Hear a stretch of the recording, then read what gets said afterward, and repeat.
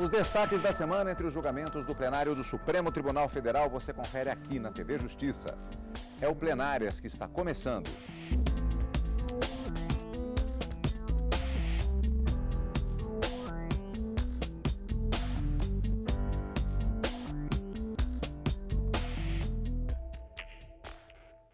Hoje, com os principais momentos, os destaques das sessões dos dias 1º, 2 e 3 de agosto de 2017. Karina, marcando assim a retomada dos trabalhos do plenário do Supremo Tribunal Federal já para este segundo semestre de 2017. Muitos julgamentos realizados, Cadu, alguns iniciados e com pedidos de vista, mas eu diria que essa semana definitivamente não foi a semana da legislação do Estado do Rio de Janeiro. 3 ações diretas de inconstitucionalidade acabaram sendo julgadas procedentes por maioria ou votação unânime, mas invalidando 3 leis, pelo menos, do Estado do Rio de Janeiro. Em relação ao Estado de São Paulo, 2 ações diretas de inconstitucionalidade questionavam dispositivos da Constituição do Estado de São Paulo, mas não foram concluídos esses julgamentos em razão de pedidos de vistas ocorridos na quarta-feira, mas julgamentos bastante importantes foram iniciados e devem ser retomados em breve no plenário do Supremo. Bom, nós vamos começar com a sessão plenária da terça-feira, que marcou exatamente a abertura dos trabalhos do segundo semestre de 2017, e ainda nesta edição nós vamos saber um pouquinho mais a respeito das expectativas que existem entre os julgamentos para o mês de agosto, o primeiro mês, portanto, desse segundo semestre de 2017. Vamos lá. Na primeira sessão plenária, após o recesso forense, os ministros do Supremo Tribunal Federal declararam inconstitucionais 2 leis do Estado do Rio de Janeiro. Uma das leis obrigava donos de estabelecimentos comerciais no estado do Rio de Janeiro a manter seguranças em estacionamentos gratuitos voltados aos clientes. Para o relator do caso, o ministro Luiz Roberto Barroso, a norma é inconstitucional porque obrigar o comércio a contratar funcionários impacta nos preços e interfere na livre iniciativa. Além disso, cabe à União e não aos estados legislar sobre direito civil e do trabalho. Claramente, a lei traz uma obrigação de contratação e uma proibição de terceirização. Você não pode nem contratar um vigilante para fiscalizar o estacionamento. Quer dizer, nem mesmo quem defende a distinção entre terceirização de atividade fim ou de atividade meio haveria de entender que manter o estacionamento seja atividade fim. Portanto, eu estou nessa parte, presidente, considerando a lei inconstitucional porque penso que ela interfere com o tema afeto ao direito do trabalho, ao vedar a possibilidade de terceirização desta atividade.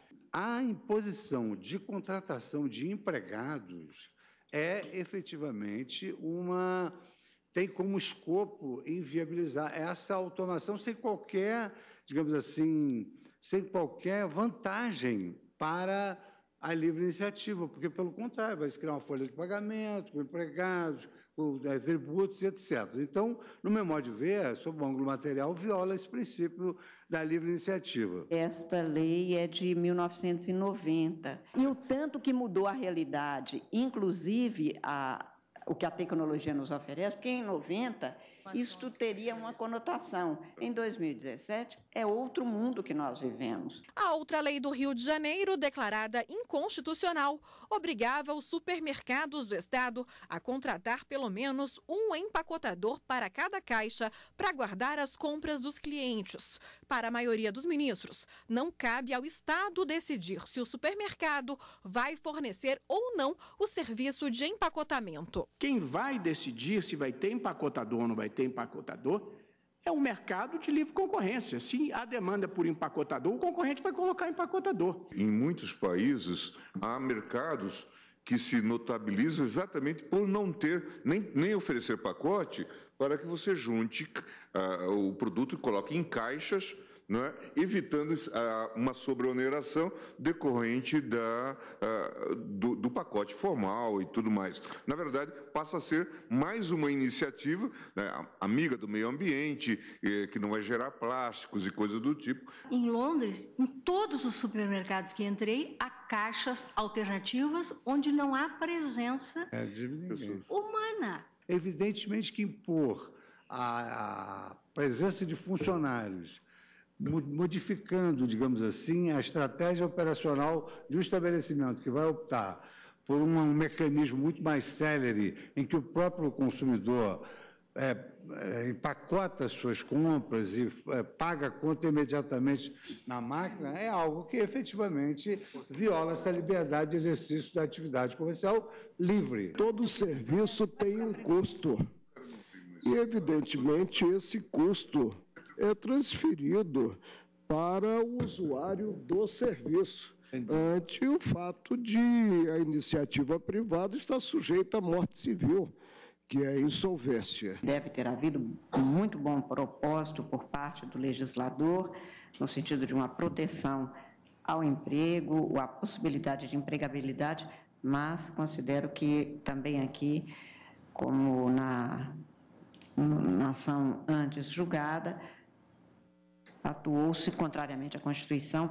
Nesta sessão plenária da terça-feira, abrindo os trabalhos do semestre, também, Karina, foram definidas teses em recursos extraordinários de repercussão geral que já haviam sido julgados. Exatamente, Cadu. Os ministros acabaram concluindo 2 julgamentos que tiveram início em maio deste ano e que envolviam 2 recursos extraordinários. E um deles, o recurso extraordinário, questionava uma taxa de cobrança de combate a sinistro no município de São Paulo. E o Tribunal de Justiça do Estado de São Paulo já havia declarado a inconstitucionalidade porque, em se tratando de segurança pública, é dever do Estado, portanto, e o suporte, vamos dizer assim, financeiro para sustentar essa proteção deveria ser feito com base em impostos e não na cobrança de taxas. Então, considerou inconstitucional essa taxa de combate a sinistro, firmada a tese na terça-feira, concluído o julgamento desse recurso extraordinário.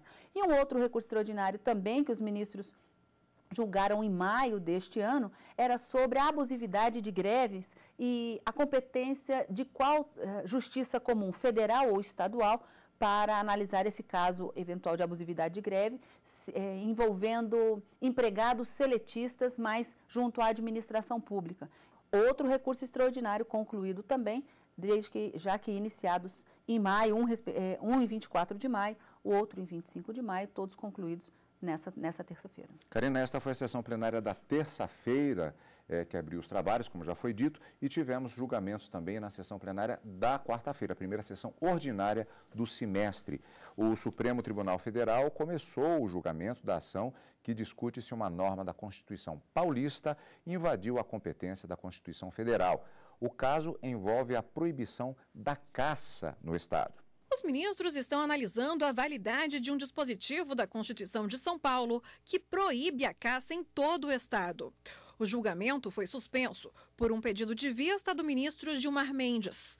O relator do caso, o ministro Dias Toffoli, votou para que a prática só seja admitida em casos excepcionais. Julgo parcialmente procedente para dar interpretação especial a esta expressão, sob qualquer pretexto, para excepcionar a possibilidade do apanho, a chamada caça para o apanho, para pesquisa científica, ou aquela que o poder público também autoriza, todas elas dependem de autorização do poder público, o apanho, ou aquela que, em razão de uma determinada espécie ter se evoluído e crescido de maneira a atingir o próprio ecossistema saudável, o próprio poder público autoriza, então, a caça por determinado tempo para um reequilíbrio do ecossistema. Até o momento, 6 ministros acompanharam o relator. Entendo que, nesse aspecto do meio ambiente, a Constituição estabeleceu competência concorrente.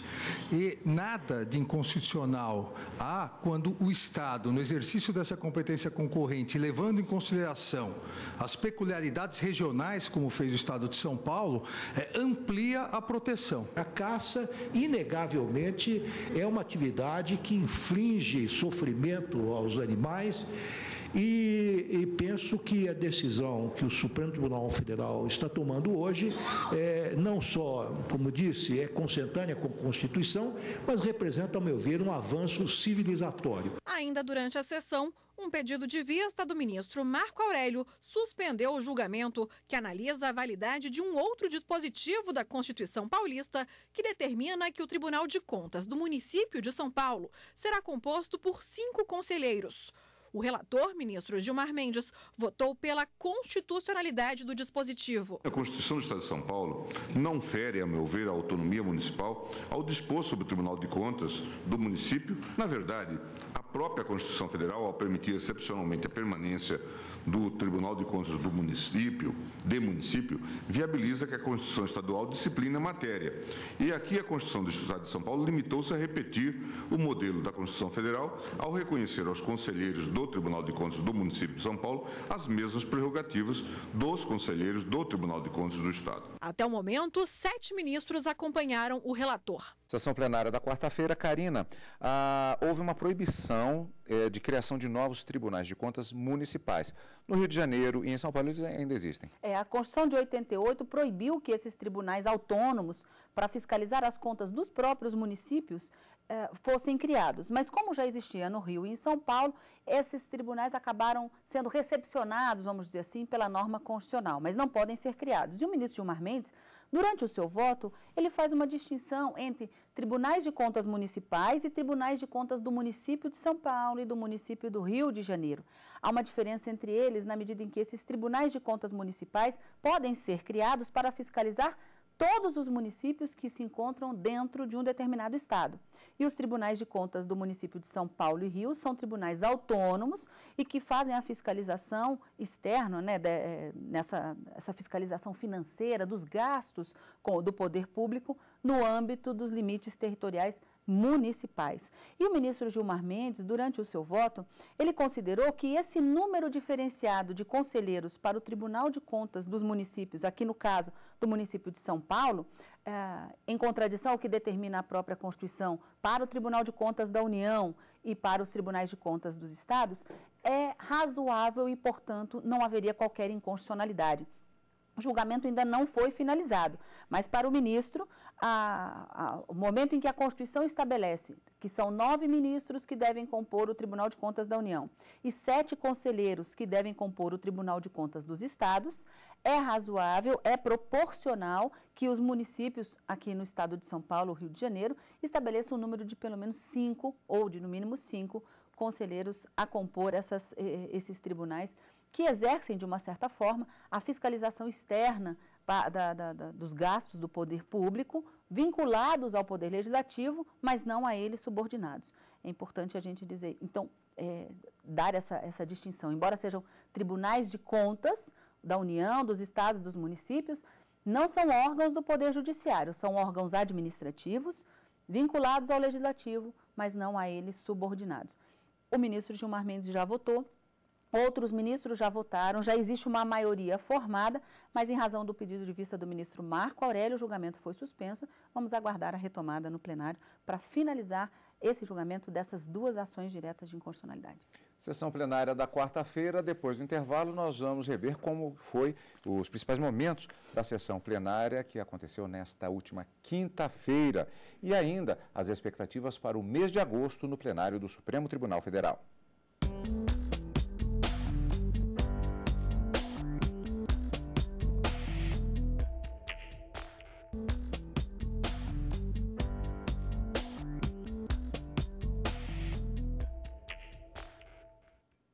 Estamos de volta com os destaques da semana. O plenário do Supremo Tribunal Federal manteve decisão da própria Corte que obriga a União a indenizar a Varig em 3 bilhões de reais. Foi na sessão desta quinta-feira.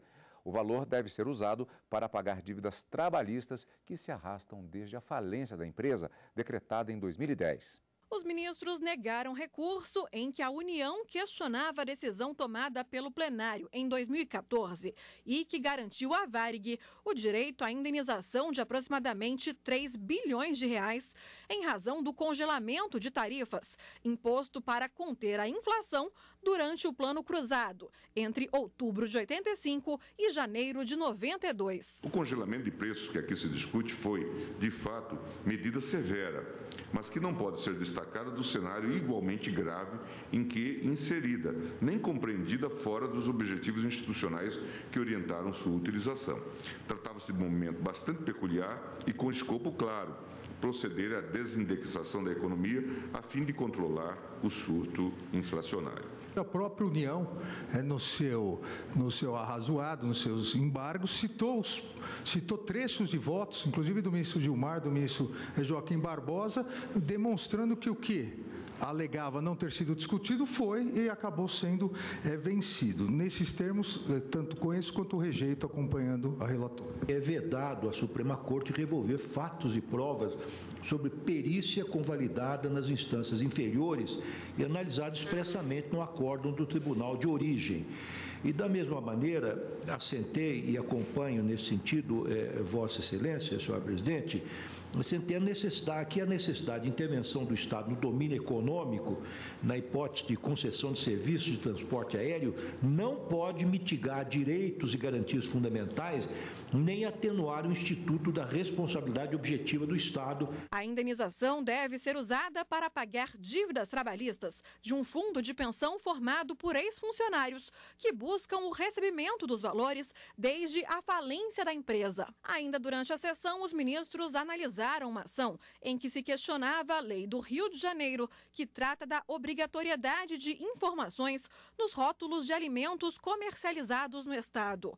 O relator, ministro Gilmar Mendes, votou pela parcial inconstitucionalidade da norma, entendendo que a lei estadual não pode exigir informações além das previstas em lei federal. Ao que tudo indica, o legislador do Estado do Rio pretendeu meramente definir nova disciplina global do tema, especificando sem justificativa exigências mais rígidas do que o previsto em legislação federal.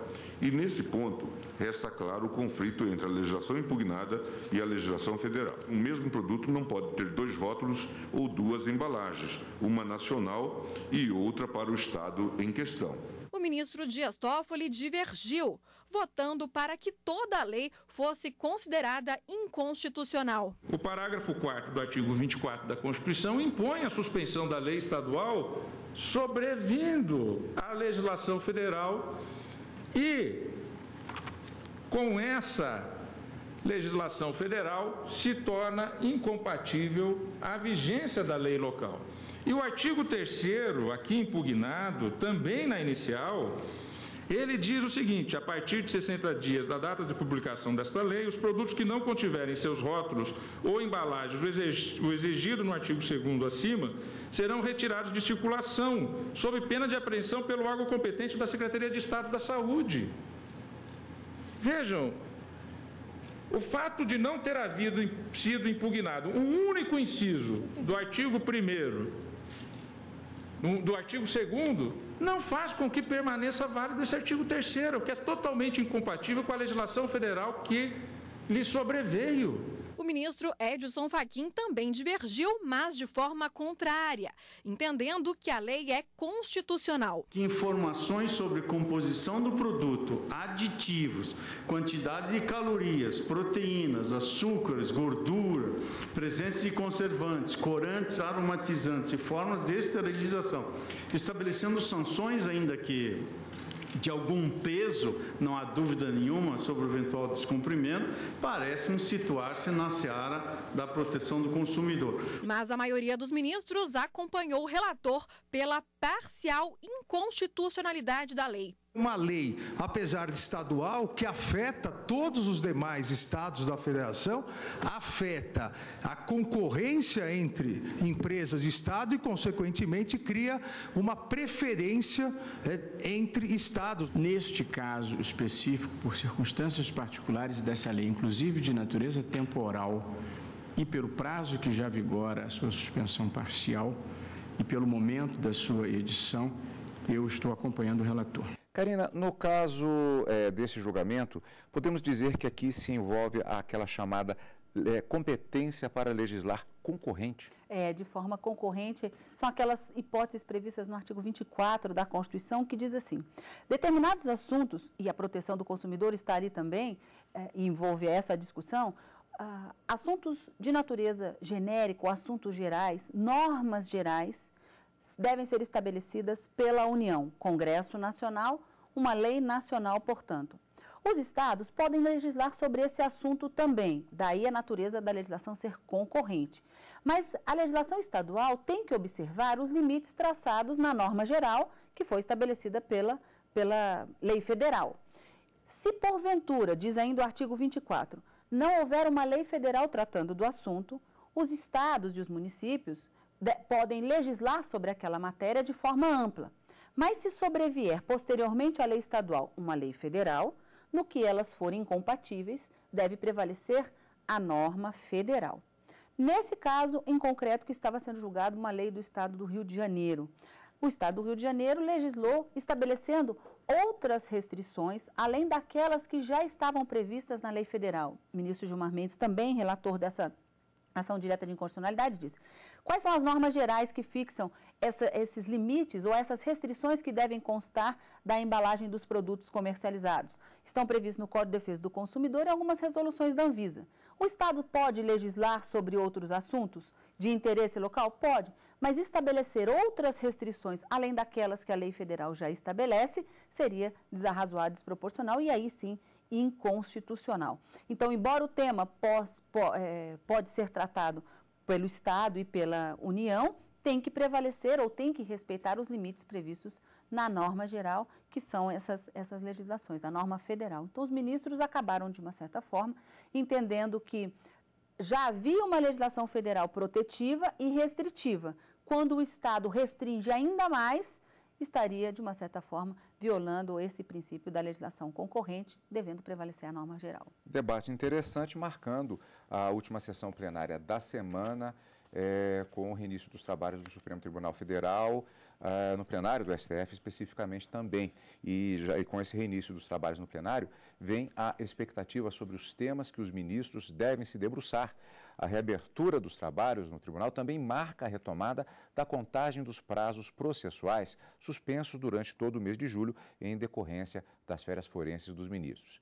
Durante o mês de agosto, entre os temas previstos para julgamento estão a obrigatoriedade do ensino religioso nas escolas públicas, o uso de amianto na construção civil e a proibição de venda de cigarros com sabores. No dia 10 de agosto, o plenário pode retomar o julgamento de 4 ações contra leis que proíbem o uso do amianto na construção civil. Até o momento, apenas o ministro Edson Fachin votou, entendendo que a restrição ao uso do produto está amparada na proteção à saúde e ao meio ambiente. A Lei Federal 9.055 estabelece as normas gerais para extração, industrialização, utilização, comercialização e transporte do asbesto, amianto e dos produtos que o contenham, estabelecendo assim um regramento geral permissivo para a produção e comercialização do amianto, mas não afasta de forma clara a possibilidade de que os estados, no exercício de sua competência concorrente de proteção e defesa da saúde, estabeleçam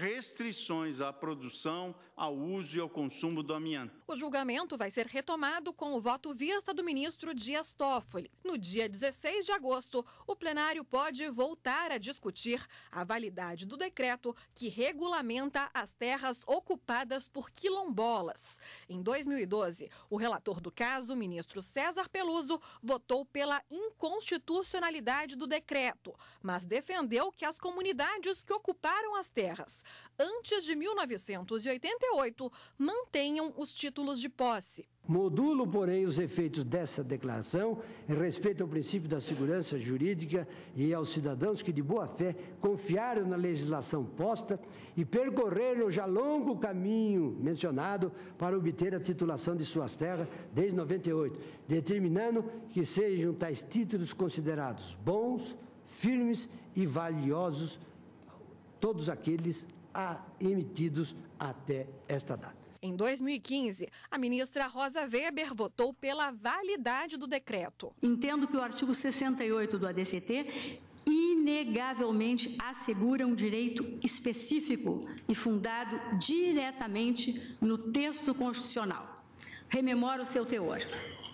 Aos remanescentes das comunidades dos quilombos que estejam ocupando suas terras é reconhecida a propriedade definitiva. Já no próximo dia 17, os ministros podem analisar uma ação que trata da proibição da venda de cigarros com sabor no Brasil. Em 2012, a Anvisa editou uma resolução proibindo a venda de cigarros com aditivos aromáticos, alegando que essas substâncias estimulam a iniciação dos jovens ao fumo. Mas uma liminar da relatora do caso, ministra Rosa Weber, suspendeu a norma até que o plenário decida a questão de forma definitiva. O ensino religioso também está na pauta do plenário no mês de agosto. No dia 23, os ministros podem analisar uma ação em que a Procuradoria-Geral da República pede que, no Brasil, as escolas públicas adotem o ensino não confessional, voltado a conteúdos históricos e filosóficos e não a uma religião específica.